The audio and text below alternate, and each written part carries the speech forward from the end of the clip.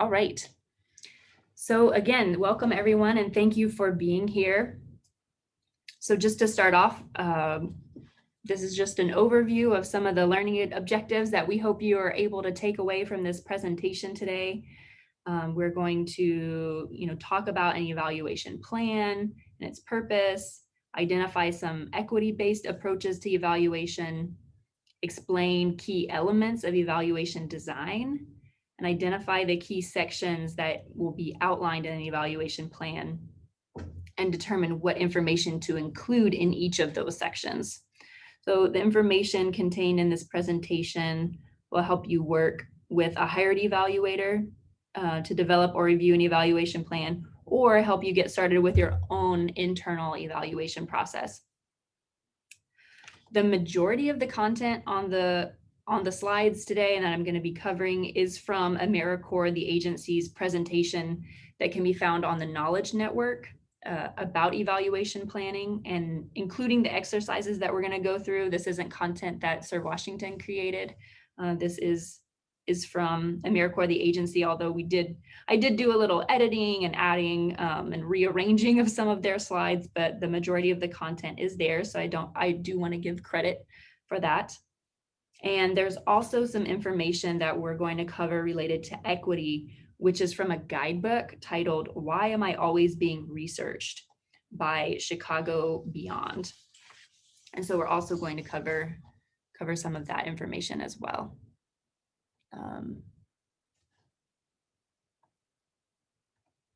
Okay. So while we discuss what goes into evaluation planning, we are working towards having a written evaluation plan, which is a document that states the objectives of the evaluation, including the research questions that will be answered and how you plan to answer those questions. So this webinar is going to help guide you in making some of these decisions as you work towards a written plan, which in many ways is like a detailed instructional manual that captures the overall picture of what your evaluation is going to address and the evaluation steps and activities that you need to do to successfully carry out the evaluation. And this evaluation plan really can be thought of as a living document. You're going to be updating it as you make progress and finalizing decisions about what your evaluation will entail. And as our AmeriCorps programs hopefully already know, if you are recompeting for AmeriCorps funds, that is part of the requirement for submission with your grant application is an evaluation plan. So that evaluation plan submitted at the time of application should provide sufficient detail on the evaluation objectives and study methods that you plan to use. So the next part of the presentation, we're going to cover the importance of having a plan, as well as what a well-written, fully developed evaluation plan should look like. Here we go. So some of the benefits to having this plan in writing, rather than just talking about it and thinking about it, but actually writing it down, will be to help if you do hire an evaluator or you have other internal staff helping you with the evaluation, you can be more systematic and comprehensive with your evaluation efforts. And it can help you anticipate any potential challenges up front, so you can avoid missteps. For example, your evaluation plan should articulate different challenges or limitations to your evaluation and include strategies for addressing those challenges or limitations. And this document can also help create a shared understanding of the purpose and use of evaluation results for program stakeholders, such as any funders, staff, other partner organizations, community members. And it can help facilitate a smoother transition if staff turnover occurs, which we know does happen. And it serves as a written understanding between a grantee and an external evaluator, if applicable. So the evaluation plan usually is not any sort of formal contract, but it is an opportunity to clarify your expectations in there.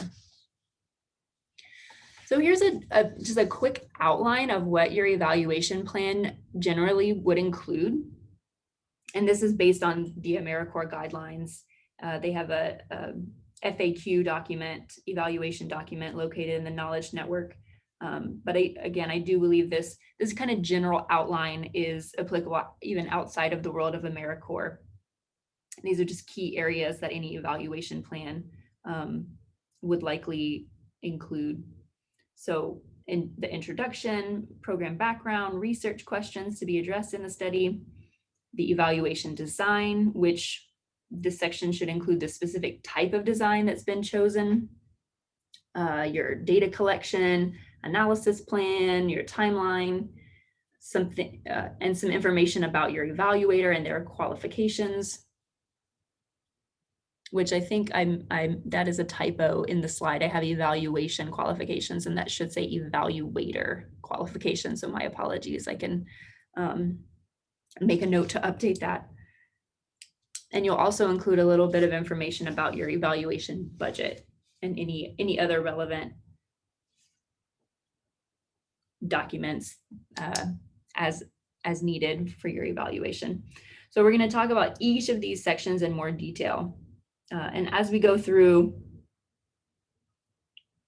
we'll really start thinking about considering all of these different parts in your planning. And it's not just how to write the document, but what to consider as you're making these decisions that will go into your written plan. So first is the introduction. It's typically just a few paragraphs. It will help orient your reader to your program. You give a brief overview of what your program is all about, talk about just your general goals for the evaluation and what you want to learn or understand. And you also want to be clear about your evaluation scope.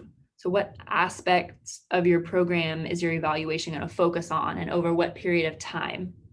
You want your introduction to explain who's sponsoring or requesting the evaluation, or what made you decide to do it, and how and who will use the evaluation results. Maybe you'll make different programmatic decisions based on the findings. And then here in your introduction, you could also briefly introduce who your evaluator is, or is going to be, or who is going to be involved in the evaluation process. But you will include a little more information later on about that. The next section is the program background section, which the goal is to facilitate a shared understanding of the program between program staff, your evaluators, and any other stakeholders who might be involved. Essentially, the work you do to lay out an accurate and comprehensive description of your program should be really helpful in setting the stage for understanding your evaluation approach. Like, it should help explain why you selected the key research questions you did. Why did you select the evaluation design you did? And this plan might be shared with individuals who aren't as familiar with your program. So it's important to provide background information so that others can really understand, how does this evaluation fit in the context of the work you're doing? So you'll have your program's theory of change and supporting research evidence in this section. So any sort of research that is relevant to your program that you have found that guides your choice of intervention and supports your theory of change, which is the cause and effect relationship that you hope to achieve, you would include that information in this section. And a summary of any previous evaluations that maybe you've already done on your program. If you don't have any and this is your first one, that's totally fine too. But if you have a previous evaluation that you've completed, you could explain a little bit about what you looked at then and what you found, and maybe like how this evaluation is going to help further your understanding and build off of that, or how it might be different.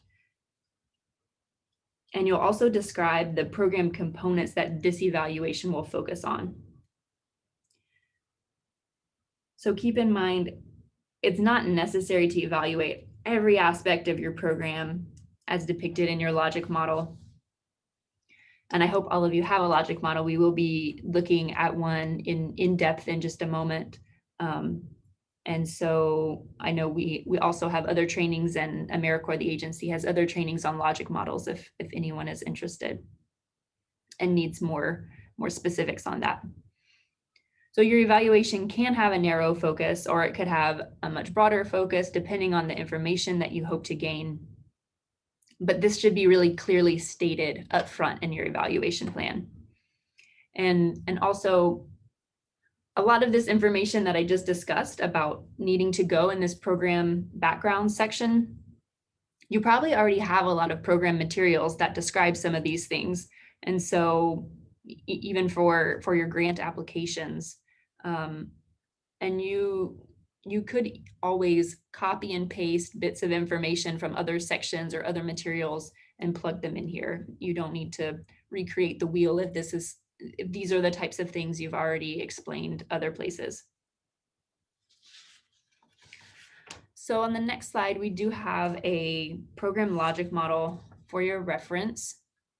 And this is something that we're going to keep coming back to in some of the exercises that we do. So I would encourage you to have a good look at it right now. I hope the words are big enough. And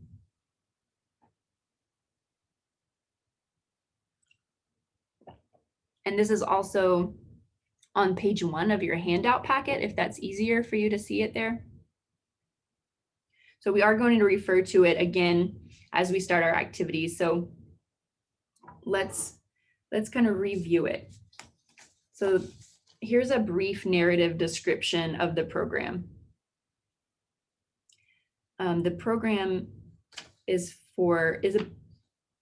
works to, let's see.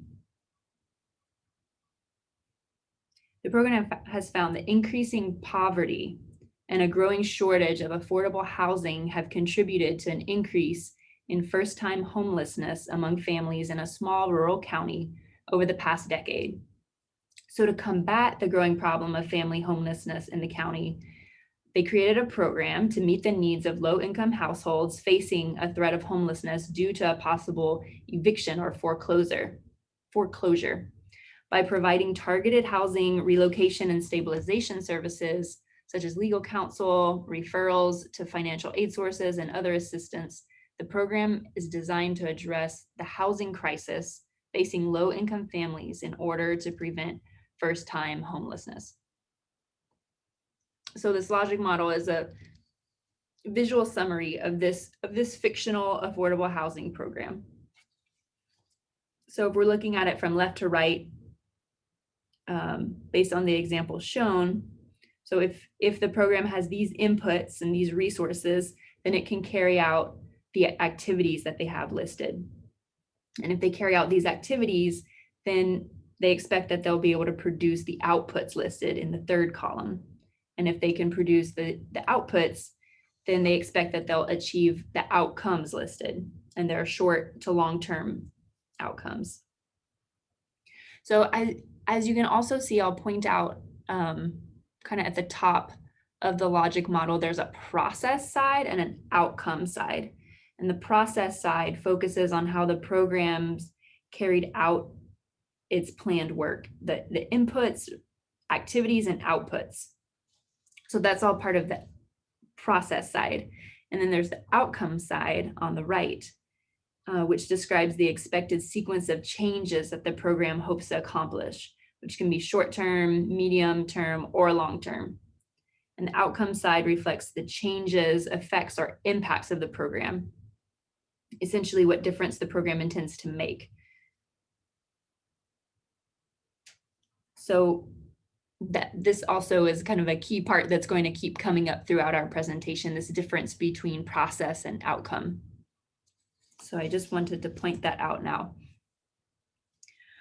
But before we get into the next part of the evaluation plan, which is research questions, let's consider equity and evaluation. So as I mentioned earlier, Chicago Beyond created a guidebook on research equity that I personally found to be very, very helpful. And in that guidebook, they emphasize that it's not just about research, but can be applied to evaluation as well. So I thought it would be helpful to share some of the points that they brought up. So early in the guidebook, they discussed mentioned the president of the Ford Foundation, Darren Walker, who pushes funders to reckon with privilege, acknowledging that communities closest to the problem possess unique insight into the solutions. And they continue on to quote him that the power dynamic in the social impact space is impeding our collective efforts to create a better world. So this guidebook is offering how we can begin to level the playing field and reckon with unintended bias that many of us, including us at Serve Washington, as our position as a funder, these unintended biases that we might have when it comes to research and evaluation. And the goal is to shift the power dynamic and the way that community organizations, the evaluators and funders uncover knowledge together. And it is an equity-based approach to research that offers one way that we can help shift that that voice to restore communities as authors and owners.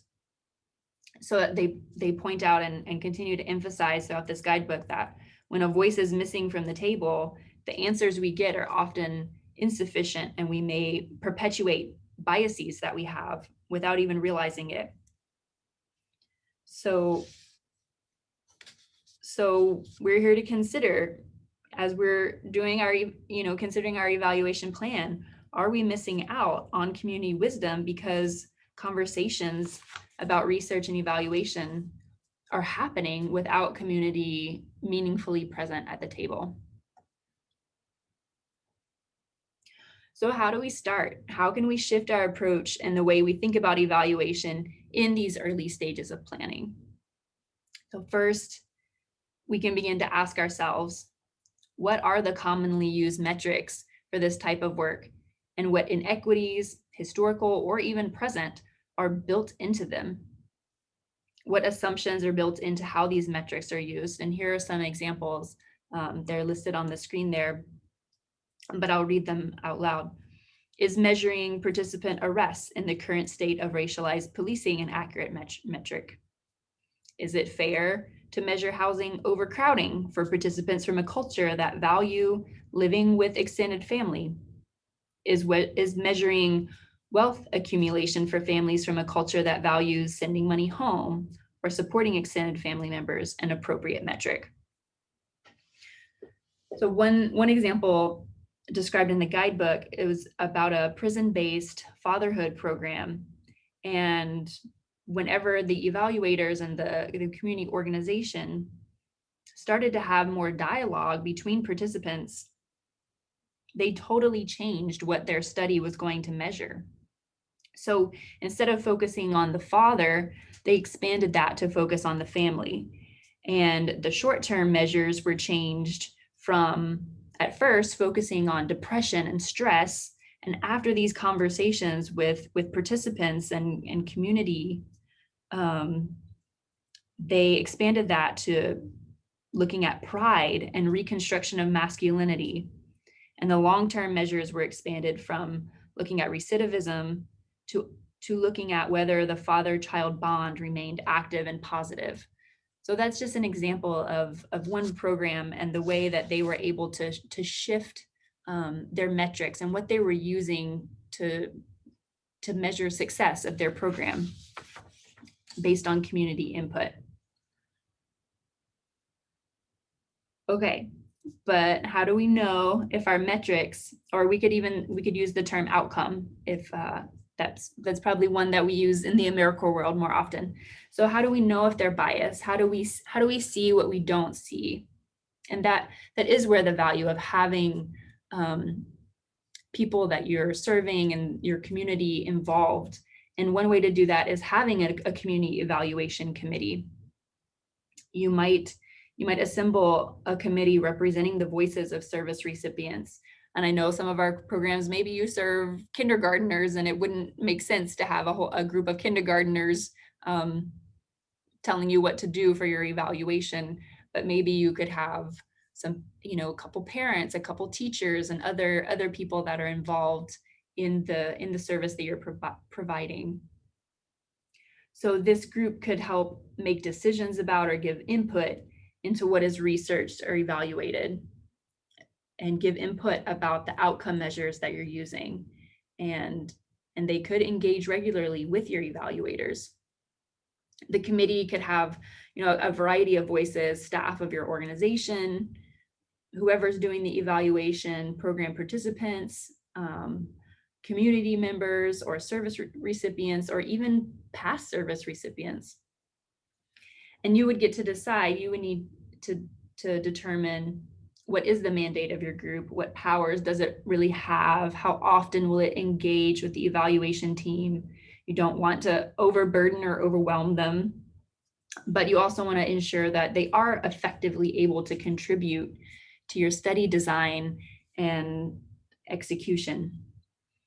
So just a side note here, in community-based participatory research approach, this group is called a community action board, and it steers both the research and the related action. So if anyone is interested in learning more about this topic in greater detail than we're going to go in during this presentation, that could be a really great place to start. You could search for community-based participatory research and get more information there.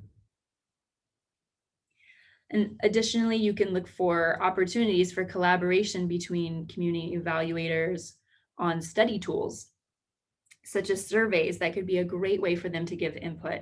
You can consider ways that they might help you determine how will the draft study tools be vetted by participants. Are surveys of an appropriate length? So with this in mind, we're going to shift back to discussing the plan itself, but there are a handful of additional equity-based approaches to come later on when we talk about selection of evaluators and considerations for the budget and timeline. But as we're thinking through these different sections, keep in mind, how could you get input from other voices to ensure that the metrics you're using, the outcomes you're going for, aren't biased, and you have the voice and say of the community that you are intending to serve. Okay, so this next section of your evaluation plan should articulate the key research questions that will be investigated. And this part is such an important part of your plan. So we are going to spend probably extra time on it. And there is going to be an activity coming up about research questions, because these tell us about the areas that you're going to examine as part of your program evaluation. They really are key to defining exactly what it is you're trying to accomplish. So for that reason, your research questions should be chosen really carefully. There's no set number to how many research questions your evaluation should attempt to answer, but you do want to be sure that it's feasible, for one, of course, and that you have the resources to answer each question by the end of your evaluation. And it is important that the research questions are stated in such a way that they are very clear and that they align with your program. So your theory of change, that cause and effect aspect of your program, your logic model, your questions should match the objectives and activities and outcomes described there. And the questions should lead to measurable or observable results. And they should be realistic to answer given whatever resources and time and experience of your evaluators are part of this evaluation. And if applicable, they should build upon results from previous research and evaluations.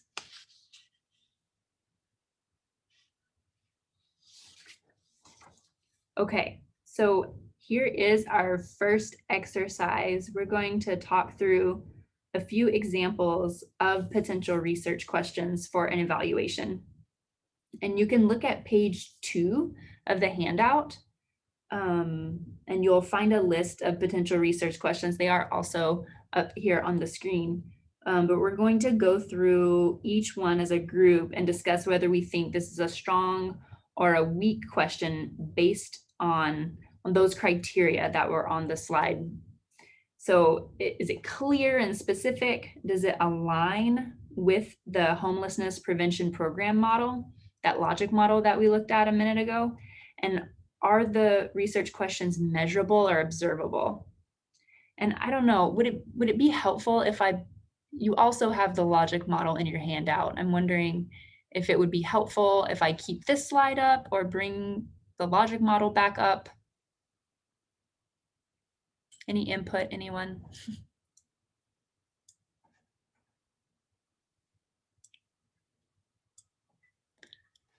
Okay, I see someone saying it would be helpful to see the logic model. That's what I think.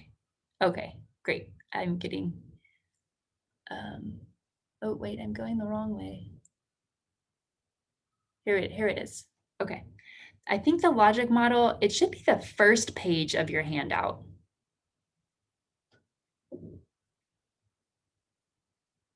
So we can take a minute to review. So this is an AmeriCorps program. There's also volunteers, and they are providing housing relocation and stabilization services, as well as educational workshops. And in doing that, they expect that they're going to serve a certain number of families are going to receive these relocation and stabilization services. A certain number of families are going to attend workshops, and there will be a certain number of program participants. And as far as outcomes, they're looking to increase the number of families averting displacement, as well as increase the knowledge of responsible homeowner or tenant practices or skills, and increase knowledge of resources, services in the community. And then their medium-term outcomes are to decrease foreclosures and evictions, increase adoption of responsible practices and skills, increase the number of families in stable housing, and ultimately their long-term goal is a reduction in first-time homelessness in the community.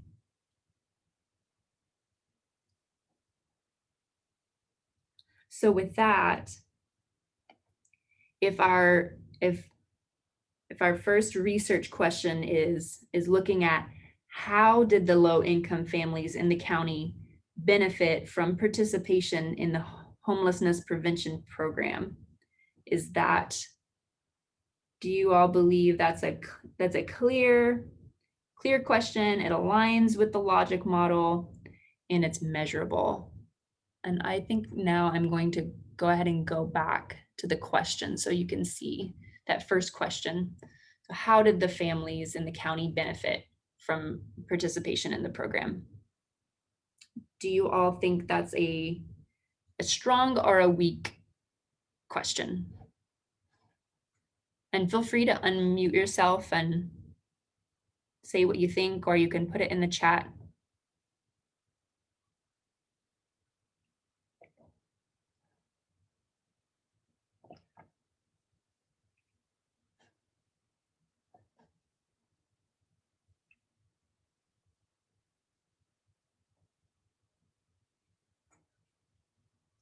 Okay, I see someone saying that it's strong. Maybe it could be more specific. A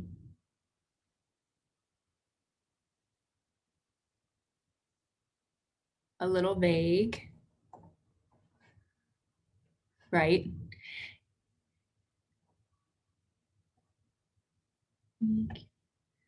Someone else says it's weak in terms of the outcomes.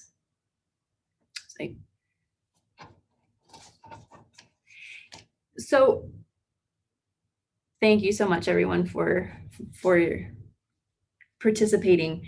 It is a strong research question in that it aligns with the logic model. It's clear. I can see how it could be vague, and we will cover more about how to create certain indicators for your research questions. So I think I think once we get there, it will be helpful, because as we're creating research questions, we will make them more clear by explaining how we're going to measure that. So we can't really see that for this question. So it's hard to tell. Maybe it's a little vague. It depends on the rest of the evaluation plan, perhaps. But overall, it is a strong research question.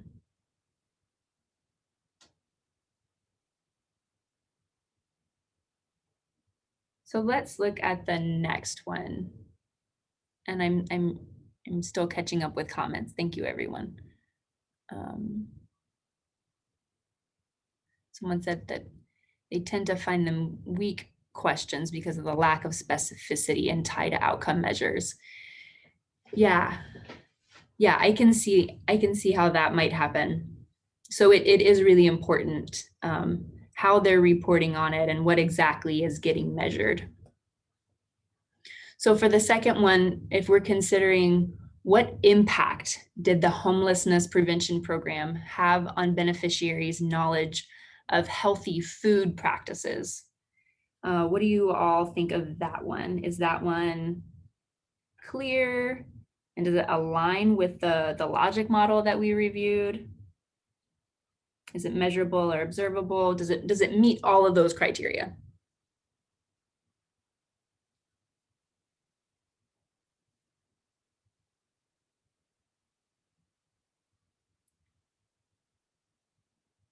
Right. Yeah. Okay. I'm seeing answers coming in that it doesn't align. That's totally right. There's nowhere in the logic model where they mention food security. That's not an intended outcome of the program. So where did that come from? So that research question is not aligned. How about 3? Did program beneficiaries increase their knowledge of housing, financial, and other types of services and benefits in the county as a result of participation in the program? What do you all think of that question? Is it strong or weak?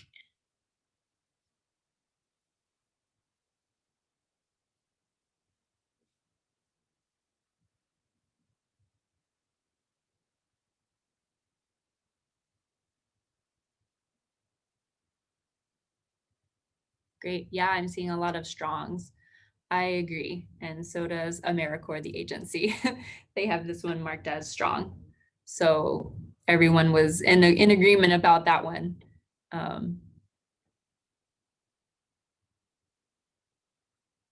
Although Jean, I like that comment about it could just be a simple yes or no answer. So how helpful is that?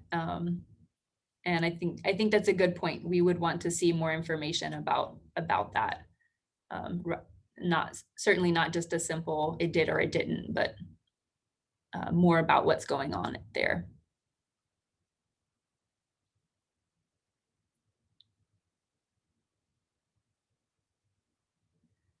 And I see a question that if they want this to be an outcome, should a specific activity be included to address this?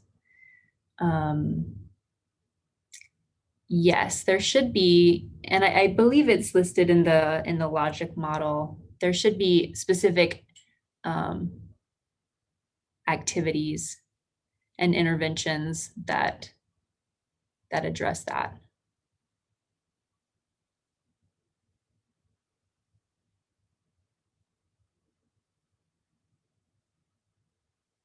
Rather than, okay, not just provided workshops.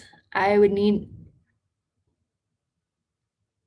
to go back and look at the logic model. And there could certainly be some critiques of the logic model on how to strengthen the logic model overall. But here I think we're just trying to consider the specific phrasing of the research question and determine if it's weak or strong.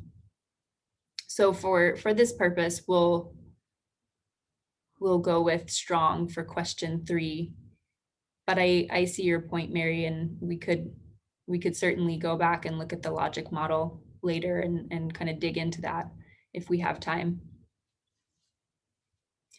So looking at question 4, Is the homelessness prevention program reaching its intended target population? Do you all think that's a strong or weak research question?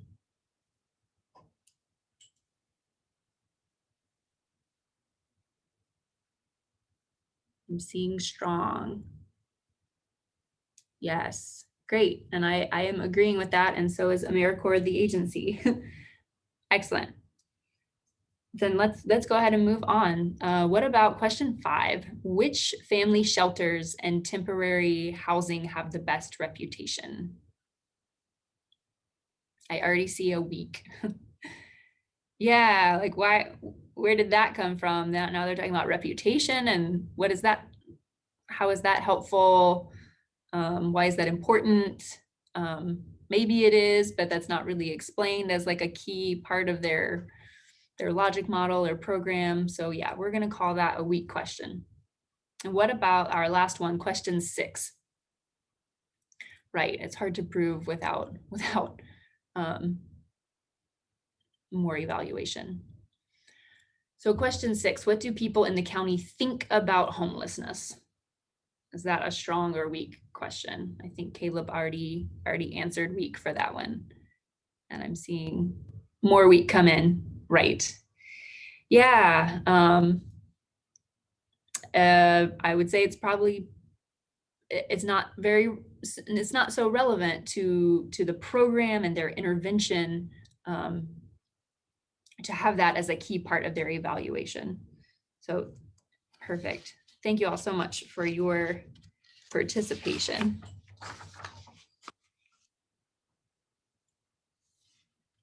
We're going to move on.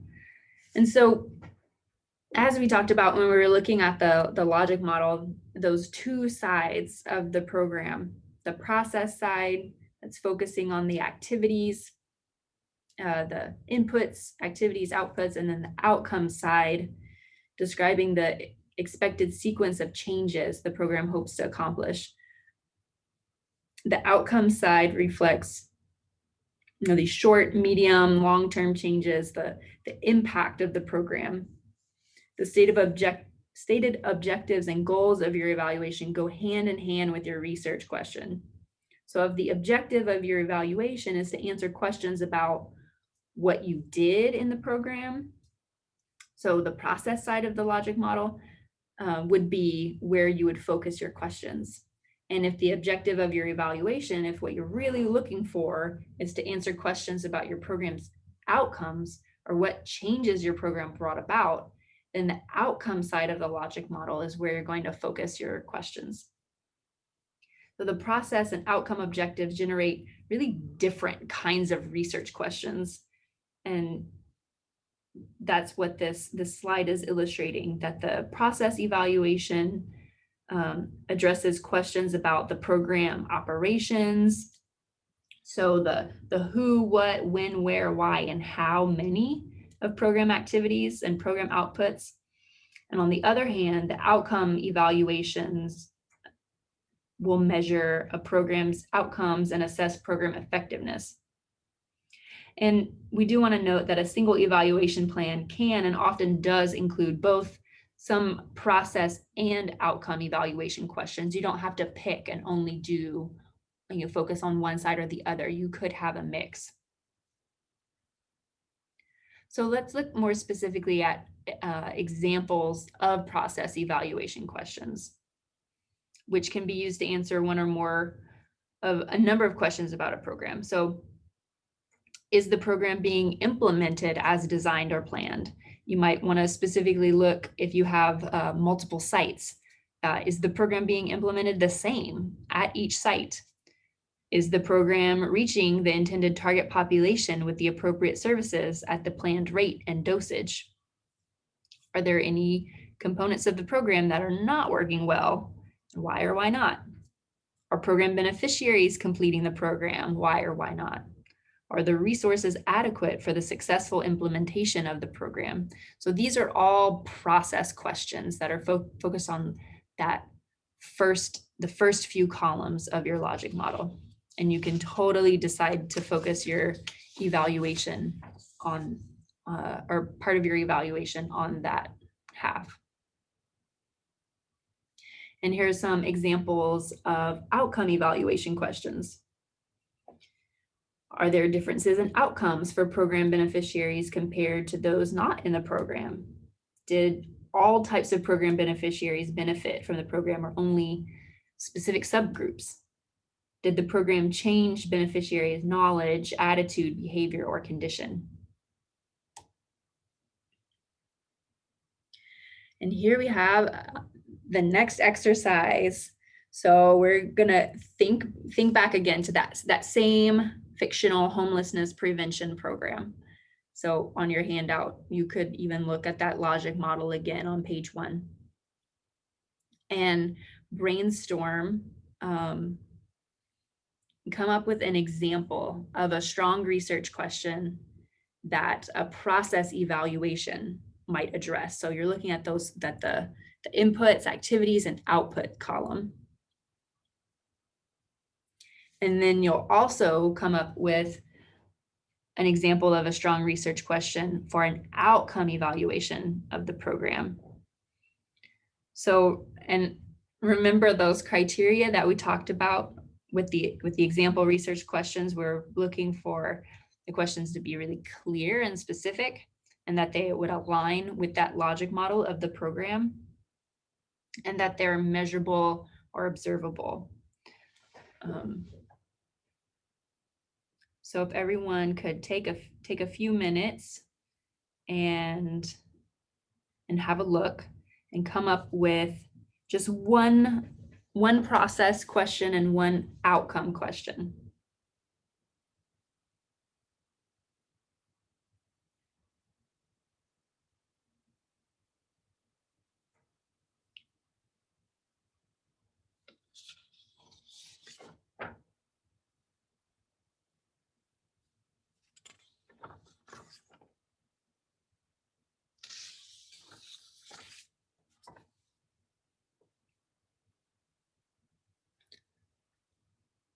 If it would be helpful, I can go back to some examples, but I would ask that you not just verbatim use the examples here, but this might help you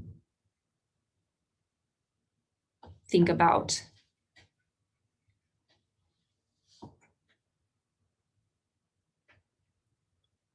other examples. So here's the process for the process side.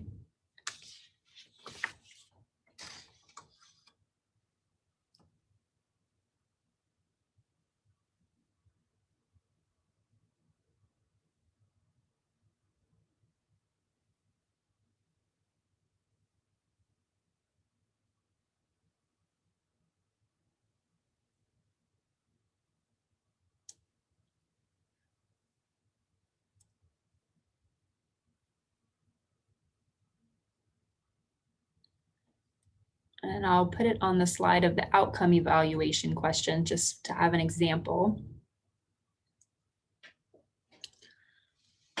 Great, and I see Jean and Diane.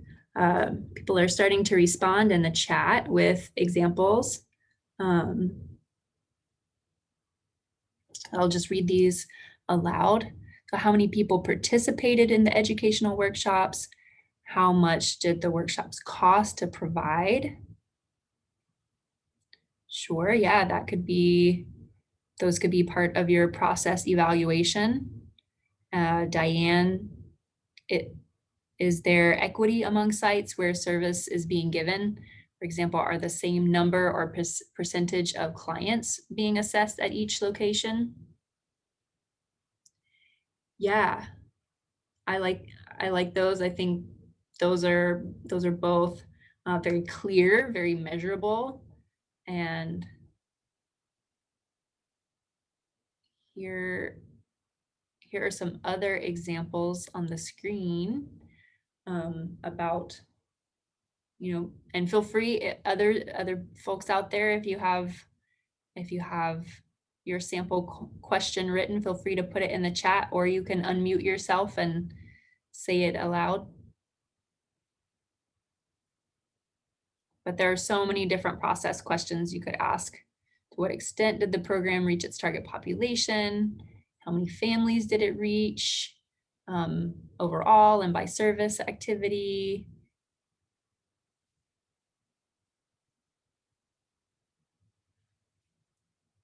Okay. Well, we can move to outcome evaluation questions. Do people have others? Does the program have enough intervention plans to make a considerable impact to the target population? Is staff capacity sufficient?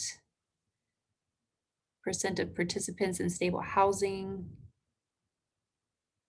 as a result of program activities. Okay, so it looks like there was the process question and then the outcome question in that comment. Percent of participants in stable housing as a result of program activities. Yeah, I think those are great examples of both a process and then an outcome. And going back, does the program have enough intervention plans to make a considerable impact to the target population? Like, I'm just making sure I understand that one, like enough kind of like capacity to serve the people who are needing services. Is that what that question is about? Feel free to chime back in or in the chat or unmute just to check if I've got that right. Okay, another outcome research question is how many homeless families, people or families who participated in the program found stable housing within 1 month of completing the program? Yeah, that's great. That's so very clear, very measurable, aligned with the logic model. Perfect.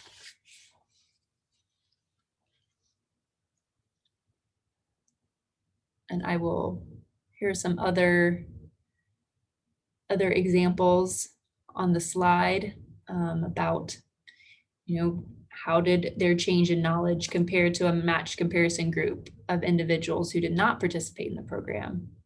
Did those served by the program adopt more responsible home ownership or tenant practices and services?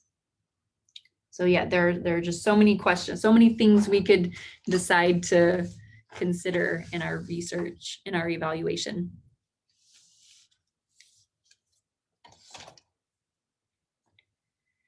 Yeah, is staff capacity sufficient to operate program to fidelity, trying to find out if additional resources are needed? Right, I would see that as being on the process side, but I do like that question, and I think it would be very valuable for the program to consider.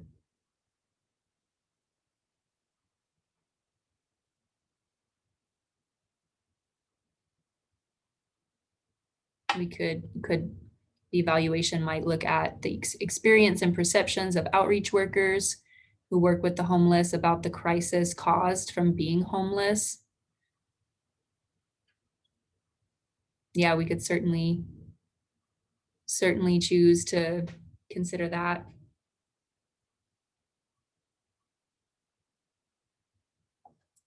Great, thank you all so much for participating in these exercises. It makes it the time go by, and I think there's just so much more that we can learn whenever we're discussing and applying what we're talking about instead of just listening to me go on. So thank you so much for participating. And we will take a 15-minute break now. So I see the time as 1:55. So we'll come back at 2:10. So I am going to pause the recording and we will start back in 15 minutes. And if you have any questions right now, or feel free to voice those or put them in the chat at any time.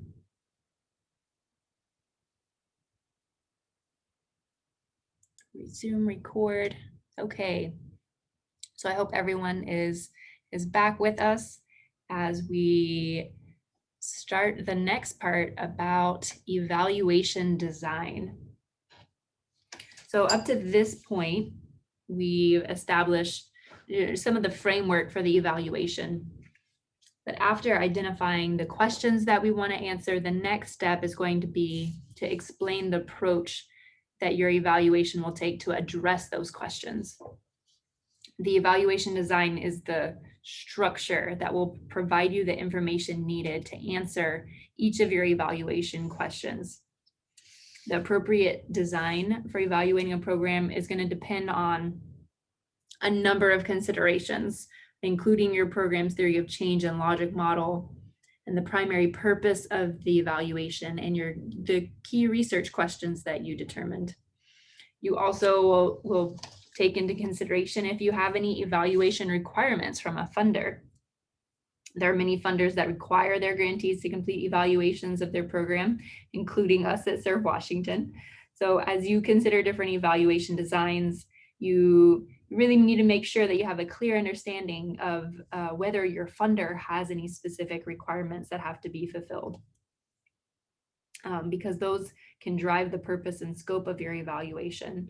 For example, for AmeriCorps, we have evaluation requirements that are different for large and small recompeting grantees in terms of evaluation design. So we don't have to go into that in detail, but just quickly, our large grantees, those who are receiving more than $500,000 or more each year of AmeriCorps funds, are considered large, and our small grantees receive an annual AmeriCorps grant of less than $500,000. So make sure you know which category you fall into, and I think all of you do. And those large programs, you are required to have an external impact evaluation, whereas our smaller programs have a lot more flexibility with what they choose. They can do an impact or process evaluation or outcome evaluation. We'll talk a little bit about the difference between an impact and outcome evaluation, but you can also have someone internal to your organizations complete that rather than hiring an external evaluator. And you'll also need to consider the resources available for the evaluation. And by resources, we mean things like staff time, funding, evaluation expertise. All of that will go into your decision on your evaluation design.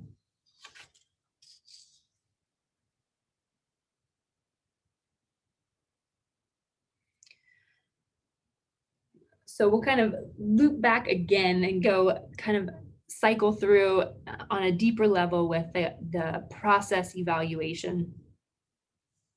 So here's a few more defining characteristics of what a process evaluation is. So we already established that it's focusing on the program inputs, activities, and outputs, so that left side of the logic model. And it's used to document what a program is doing and to what extent, and how consistently the program is demonstrating fidelity to your model. The results of a process evaluation are most often used to change or improve the program. These process evaluations are able to help address research questions about why a project is or is not successful, which can be very helpful for program staff and stakeholders because the results are really useful for improving specific program practices.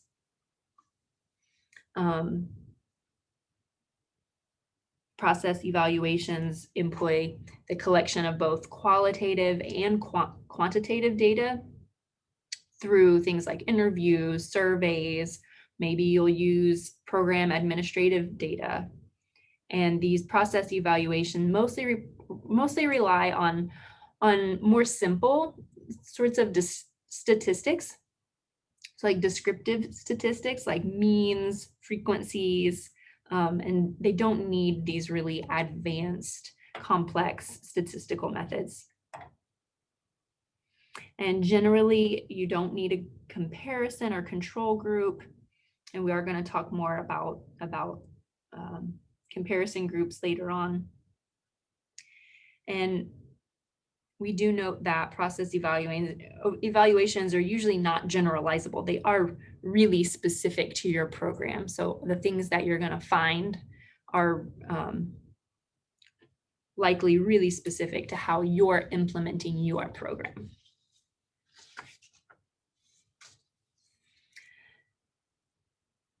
So let's consider an example. Let's say we have a program that decides to explore some process research questions by examining these types of data. So maybe they'll look at program and school level administrative data and site visits to the school to examine the fidelity of program implementation. The site visits will consist of observations of their literacy intervention with individual students, interviews with school staff and administration, and several focus groups with teachers and students. For the analysis, all the information gathered through these various sources will be compared to identify themes that might emerge based on the consistency of responses. And this information gathered through interviews and focus groups can sometimes be confirmed through the use of other quantitative data sources, like different administrative data.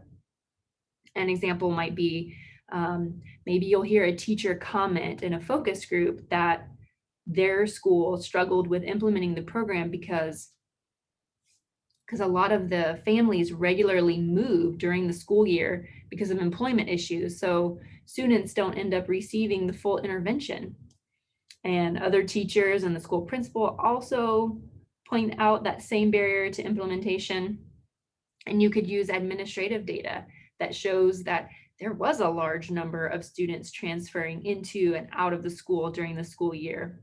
So you can confirm that information with the administrative data. So that's just a quick example of what you might analyze and learn from using a process evaluation design. Now let's move to outcome evaluation designs. So under the umbrella of outcome evaluation, there's a number of more specific designs. The main differences between quasi-experimental and experimental design studies, which are required for large AmeriCorps grantees, as I mentioned, that impact evaluation. And then the non-experimental design studies are acceptable designs for small grantees. And the difference between the two is the use of a comparison group. So because quasi-experimental and experimental evaluations use a comparison group, they're considered impact evaluations and provide stronger evidence that the changes in the outcomes are more likely, attributable to the impact of the program itself. So we are going to look in more detail at each of these designs. So first is the non-experimental outcome design, which could be a great option for smaller programs. It only tracks or collects data on the outcomes for the intervention group, which would be your program's beneficiaries. And there are variations within the category of non-experimental outcome design, which differ only in the number and the timing of outcome measurement points. So you could have a single group post-test where the data gets collected only one time from study participants, which would be immediately after they complete the intervention or program. But the drawback to this single group post-test design is that there's no baseline that you can compare the results to, like before your intervention and then after your intervention. So another design that you may consider, which might be more helpful in showing you what you're really looking to learn about, would be a pre and post test. So that design would measure outcomes among your program beneficiaries, both before your intervention and again after your intervention. And so you would simply administer the same measure twice. And so you can see in the second row of the table. And the timing of that post measure is important. It should allow enough time for your program to have an effect, but not so much time that the program effects end up getting diluted, or maybe a lot of other influence from external factors starts creeping in. So you could even improve upon this single group pre and post test design by taking additional measurements after your intervention to gain a perspective of your program over time. So that's another option. It's not really illustrated in the slide, but that is another option you could do. And next is the quasi-experimental evaluation design, which is distinct from the non-experimental because it collects data on 2 or more study groups. So the first would be the intervention group, which is the people that your program is serving. And then a comparison group, which would be study participants that don't receive the intervention or program services. And so they're serving as the basis for comparison when assessing the effects of your intervention on your program's beneficiaries. So when you include a comparison group, it helps you to answer specific questions related to causality. You can really start to consider then, like, what would have happened to people, or maybe the environment if you're an environmental program, if they did not receive the intervention that your program offers. So in other words, you can learn more about whether the observed changes can be attributed to your intervention. And in a quasi-experimental evaluation design, the intervention and comparison groups are identified from pre-existing or self-selected groups and not through a random assignment process, which we'll talk about in the next slide on experimental evaluation design. So in this quasi-experimental design, the intervention group often consists of individuals who self-select to participate in the program, while the comparison group is often individuals who have really similar characteristics to the first group, except they don't get the services, at least not at the same time as they're not served by the program, or maybe they're participating in a different program. So the key is that your comparison group doesn't receive the same intervention that's being evaluated, because you want that group to serve as a point of comparison for the group that does receive the intervention. And it's important to be thoughtful in your selection of a comparison group to ensure that it is as similar as possible to the intervention group. And this is really key to ensuring that evaluation findings are an accurate estimate of your program's effect. And so in most cases, you'll probably want an experienced evaluator to do this type of evaluation. And there's all these different statistical matching that they can do to ensure that your comparison group is as similar as possible to the group of program beneficiaries in your evaluation. I'm gonna just check the chat real quick.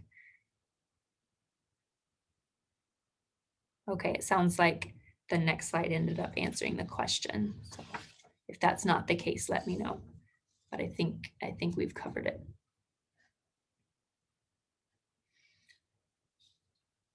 Okay, so very similar, but different in a key way.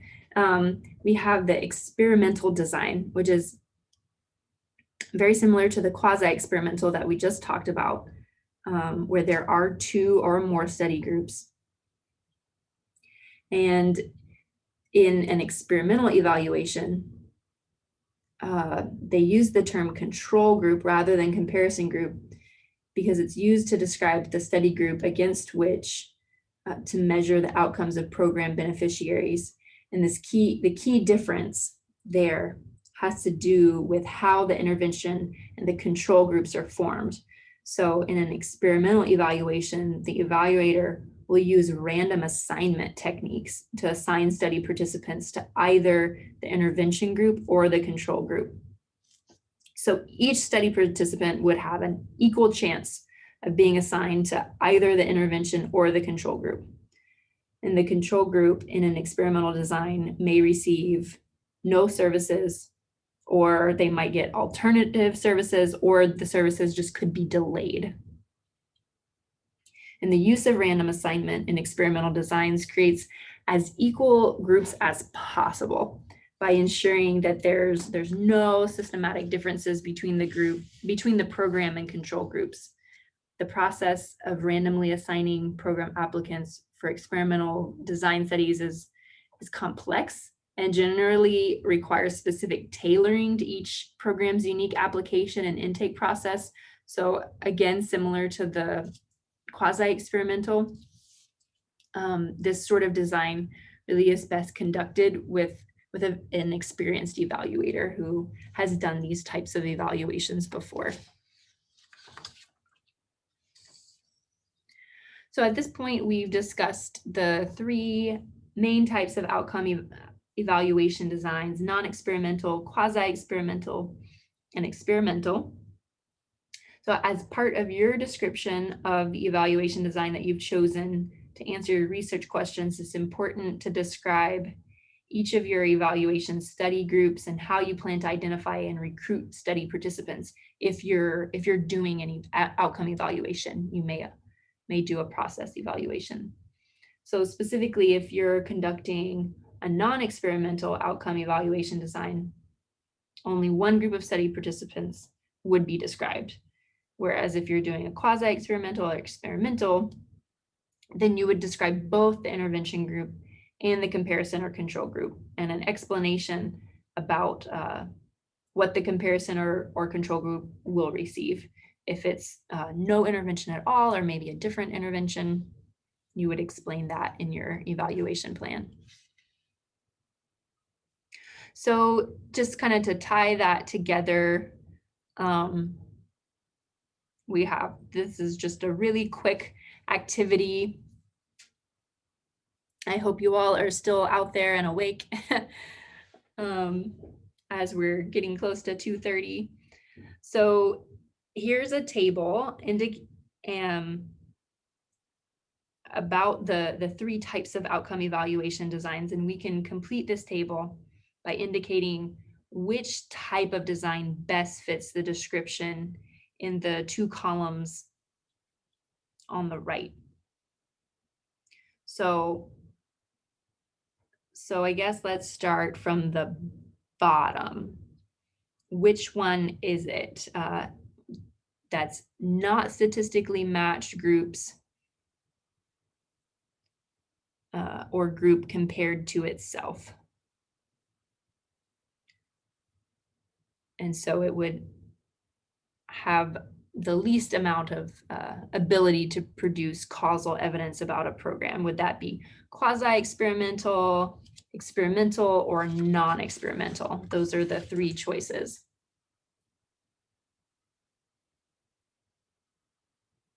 Feel free to type in the chat. Okay, great. I'm seeing some answers coming in. Non-experimental, correct. Excellent. And how about, okay, they're still coming in. Thanks, everyone. And what about the next one? Which one would be statistically matched intervention and comparison groups? And it would have a medium ability to produce causal evidence about a program. Quasi, everyone's saying the quasi-experimental. Yes, that is correct. Excellent, thank you. And then, so that only leaves one left for the last one. Which one is randomly assigned intervention and control groups? That would be the experimental. Yes. Great, thank you.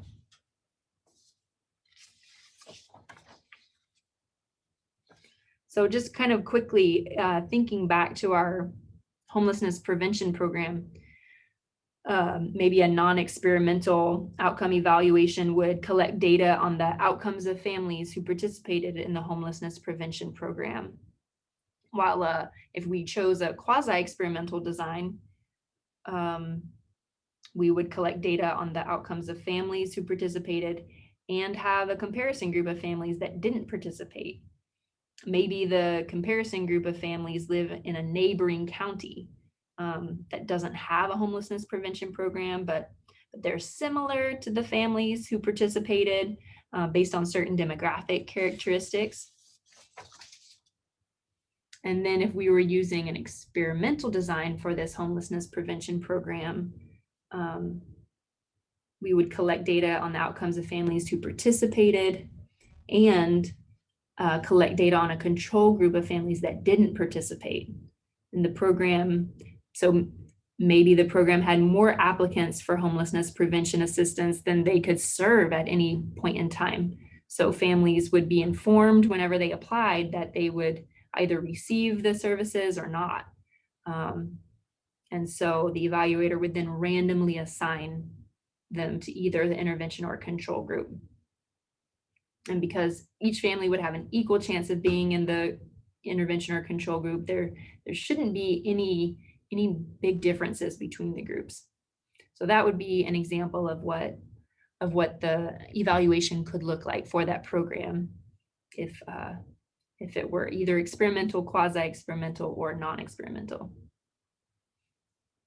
And here I also want to mention really quickly, especially for our AmeriCorps grantees, that there are some key differences between national performance measure outcomes and evaluation outcomes, which can get confusing. So if a program is planning to conduct an impact evaluation, the addition of a control or comparison group provides an important element that really differentiates evaluation from performance measure. But even for non-experimental outcome evaluations, we really do encourage grantees to build on your national performance measures. We don't want you to just report or reformulate these same outcomes that you use in performance measures. We don't want you to just repeat that for your evaluation. You really should go beyond those measures in some way. So it could be, you might consider something like adding another outcome that's different from your performance measurement outcome. Or you could include another post-test at a later point in time, like maybe a six-month follow-up. Or you could conduct an implementation evaluation alongside the outcome evaluation to give more information there. So those are some options, just to make sure that we're not just repeating the performance measures that you already have and tracking those outcomes. Now let's turn to talking about data collection.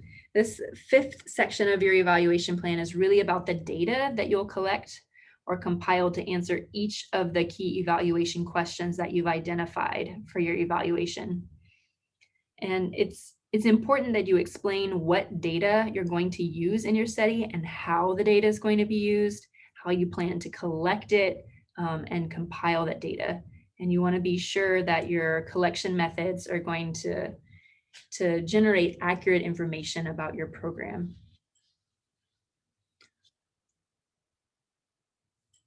So in that section, you really want to consider, like, what information are you collecting?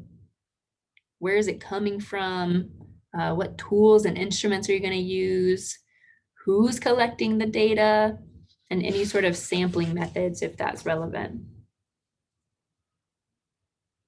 So indicators or variables help define exactly what information will be used to answer your question. And we have some examples coming up on the next slide.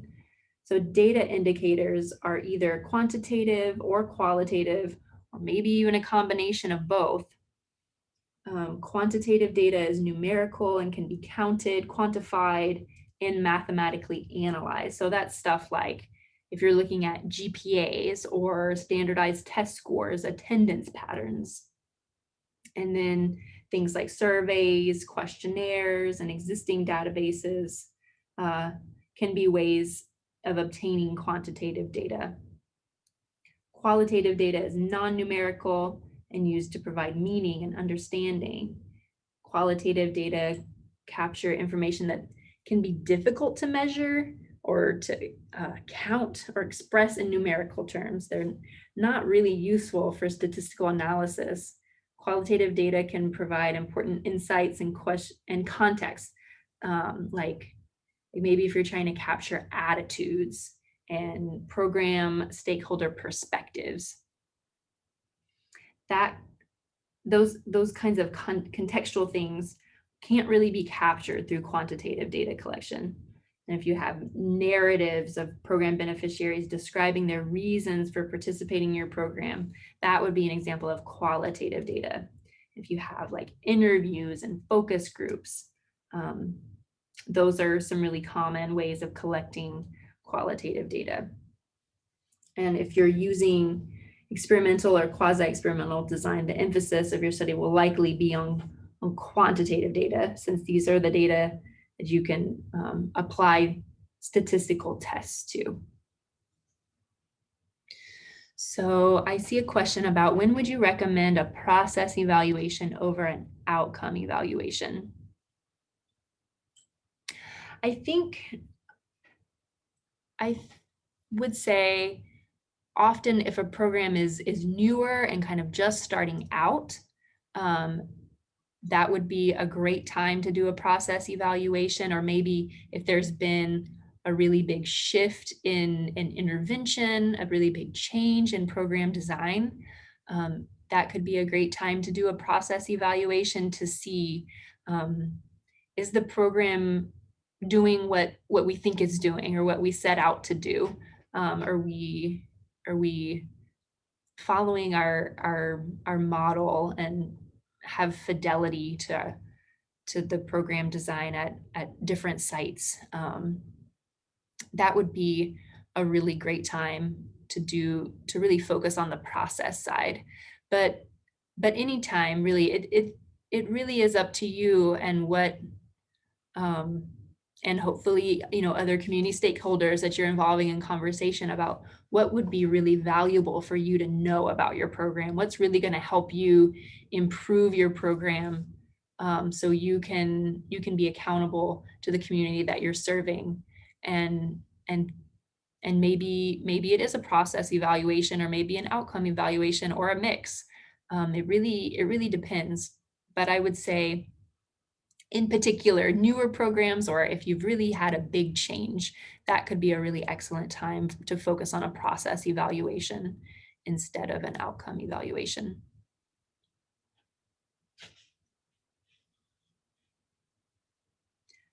Okay, so here are a few examples of potential indicators that have been developed to answer these 2 example research questions for an evaluation on, again, back to our fictional homelessness prevention program. So if maybe we have a research question about those educational workshops, and we want to know, were they consistently implemented across various sites? So what would you look at? What would you look to see? What would give you the answer to that question? So here are some potential indicators. You could look at: members received training on how to deliver curriculum. Was that true? What topics were covered during the workshop? How long was each workshop? How many participants were there? And what were the characteristics of workshop participants? And so were these kinds of things the same across all 4 sites? And for an outcome-oriented evaluation, maybe your research question is: did the program beneficiaries increase their knowledge of responsible home ownership practices? And I think this was one of the examples that we evaluated earlier, which could, we weren't sure if it maybe was just a simple yes or no question, but here are some of the indicators that the program maybe could decide to look at. Did beneficiaries show an increase in knowledge of refinancing options, in credit repair and recovery, in money saving strategies?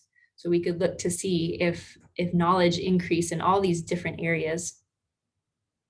And those would be the indicators that we're looking for.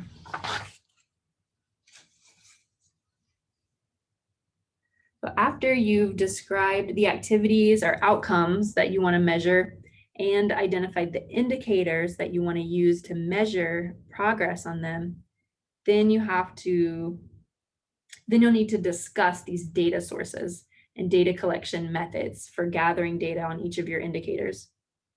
So there's a list of potential sources here on the slide. And the sources you choose should align with your evaluation objectives, your research question, and your evaluation design.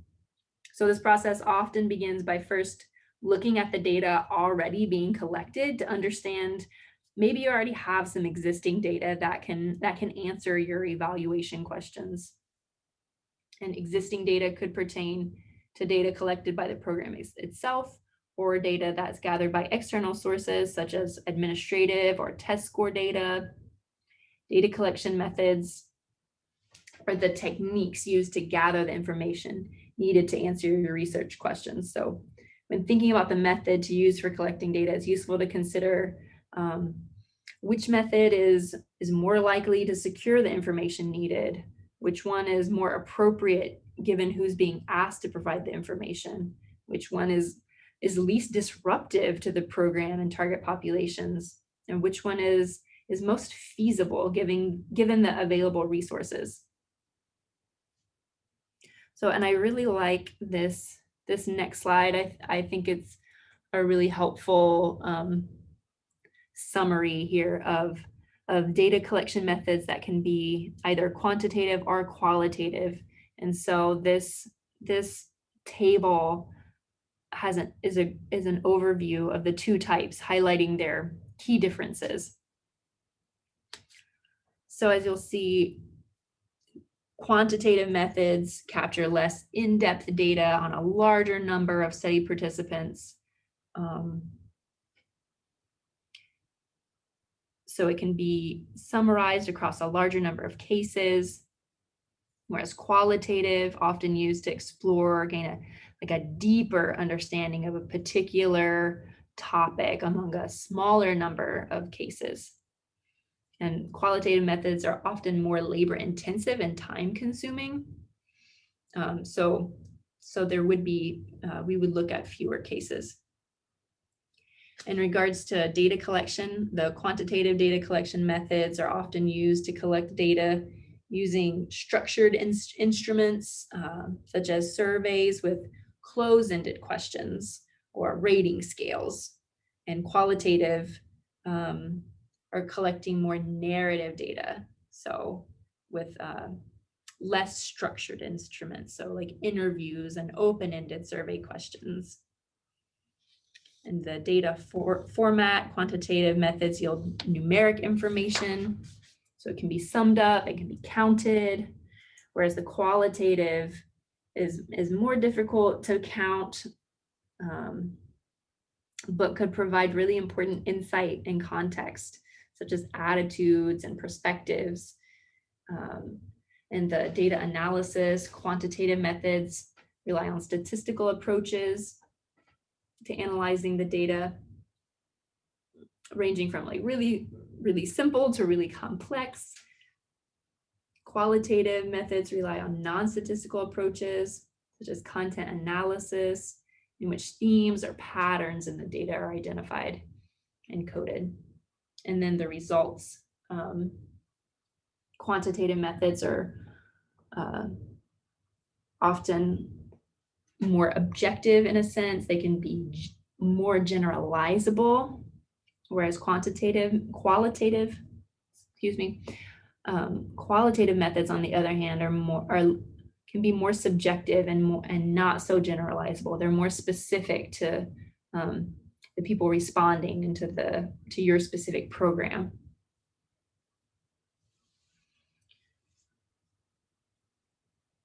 So to continue about data collection, this part of your plan really should identify and describe your evaluation's time frame for collecting data.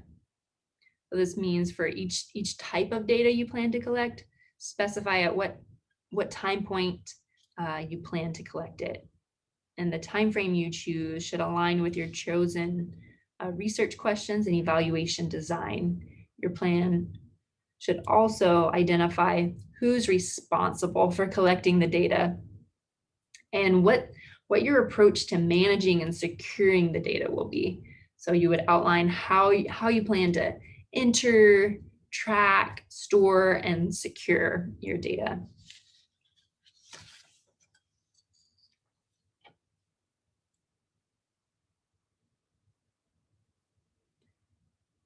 And this is relevant for those of you who maybe have very large programs or serve like very large numbers of people. You might decide to just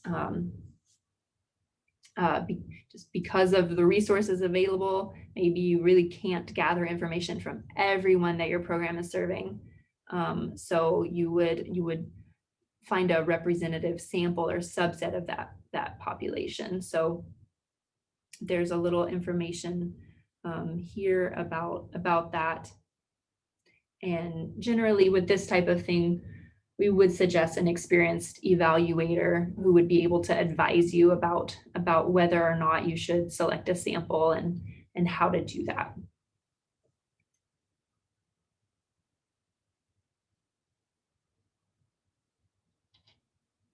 Actually, you know what? I think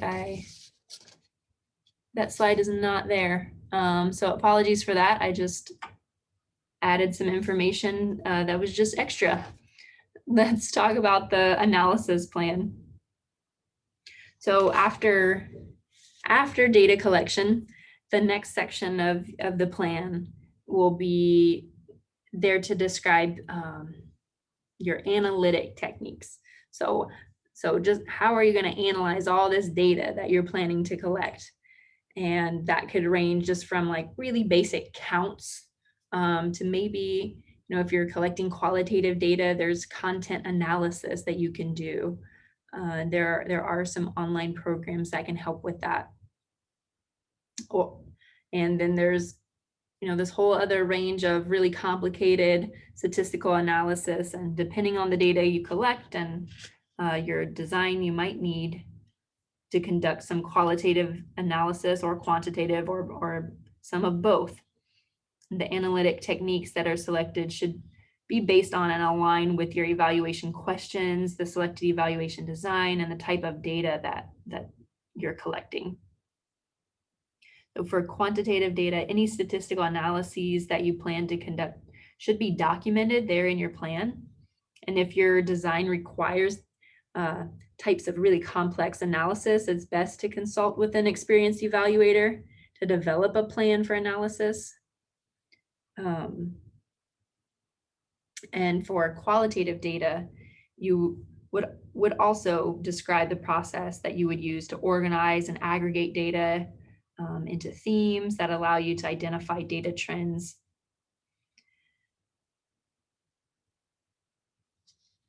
So there's a lot of different approaches to interpret meaning or themes from the content of text data.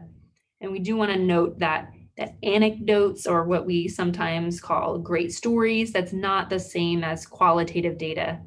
Anecdotes are personal accounts, thoughts, or feelings.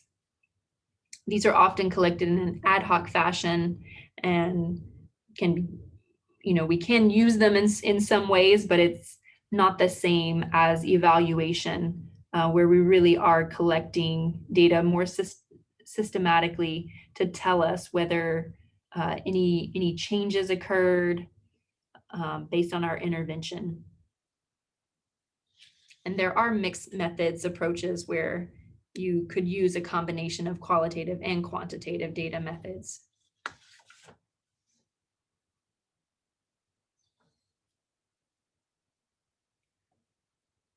So at this point, we've discussed some really key sections of your evaluation plan: the design, collection, and data collection and analysis.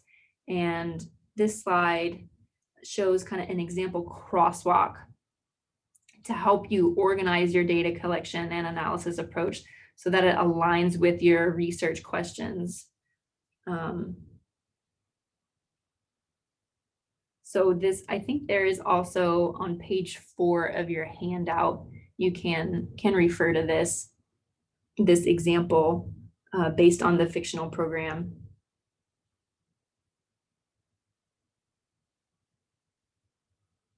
So just in the interest of time, I'm going to just continue through, but just know that this is a great example to refer back to as you're considering your approach. This would be an example of a process evaluation, and on the next, well, here's the process evaluation, and on the next slide we have an impact evaluation. So you have an example of each one, and you can see from the research question, what is the outcome of interest, and then an example of like what data might you collect and how, and where do you go and get the data, when is it collected and who's collecting it, and how will you analyze it. So each of these questions would be answered in your analysis plan section of the evaluation plan. And so both of these examples are in your handout, I believe page 4 and page 5. So you can refer to those, and they are, in my opinion, pretty helpful examples. So one of the final sections of your evaluation concerns your evaluation timeline. Your evaluation plan should include a detailed timeline of when you expect to carry out each of the key evaluation activities specified in your plan.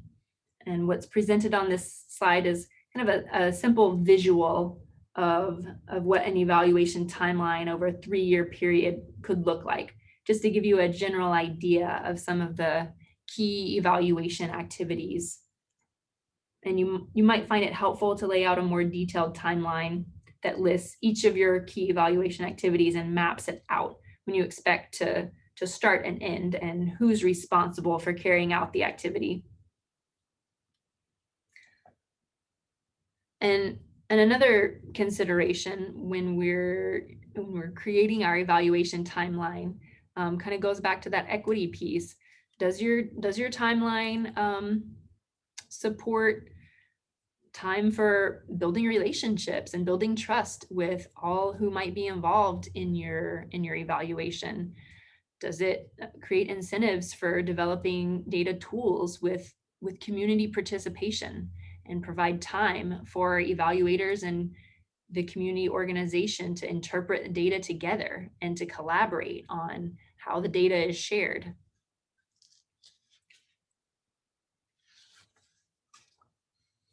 And in your written plan, you'll also describe who is doing the evaluation. You'll say whether they're internal or external to your organization, what their role is, what their experience is. And again, when considering equity and choosing your evaluator, here are some things that you might want to think about. If you are especially if you are hiring an external evaluator, you might want to know what experience do they bring to the table about the specific community, about the program participants. Do they have experience doing research in community-led or participatory ways? What experience do they bring to the table recognizing bias and applying that recognition in their work?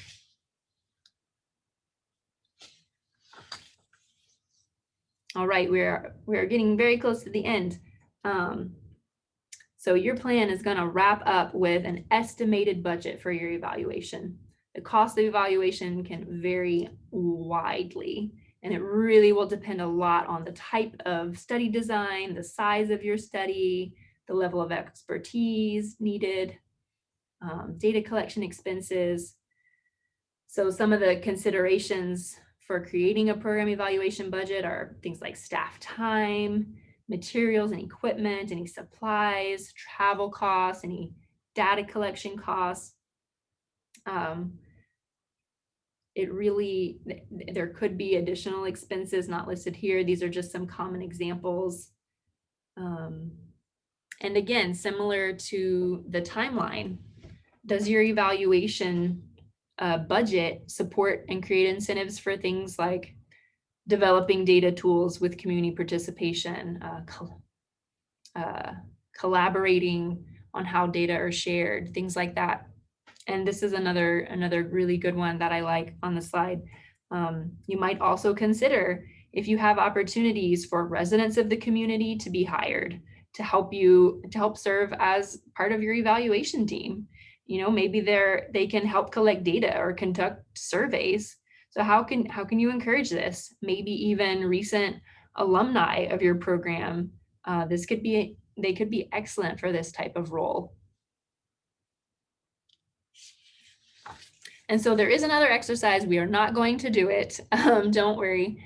But the other handout is a sample evaluation plan checklist that you can use to critique an example evaluation plan in your handout packet. So we don't have time to do that together, unfortunately. But it is an exercise that you can do on your own. All the information is in the handouts. And it is a really helpful exercise just to critique a plan based on everything that we learned today and those key components of an evaluation plan.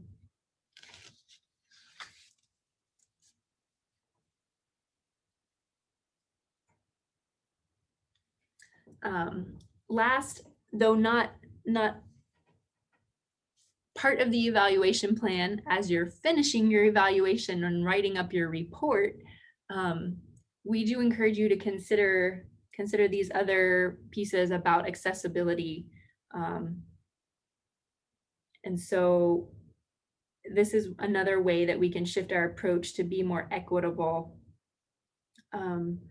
So are your evaluation results accessible? Can people from different cultures with different lived experiences and different technical backgrounds, can they understand the results of the evaluation and what it's all about? Is it really clearly described and explained so that a lot of readers might have very different technical backgrounds, and it might be just depending on how it's written, it can be a lot harder to access the information. So it's just another thing to keep in mind, and we encourage the use of plain language, or just if there are technical terms, that they're defined.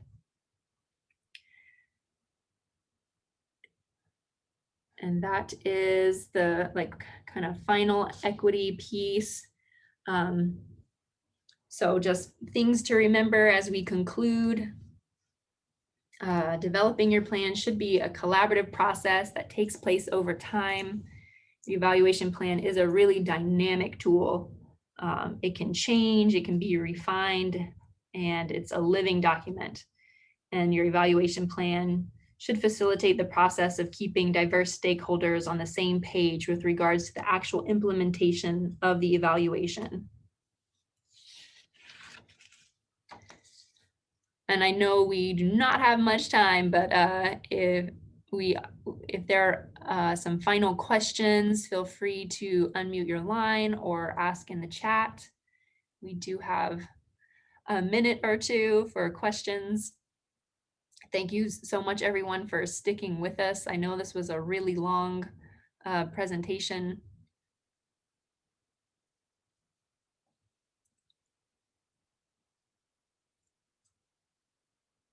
And I will just feel free to continue with any questions, but I have some resources on the final slides, a link to the guidebook that I referenced earlier on. There's also a really great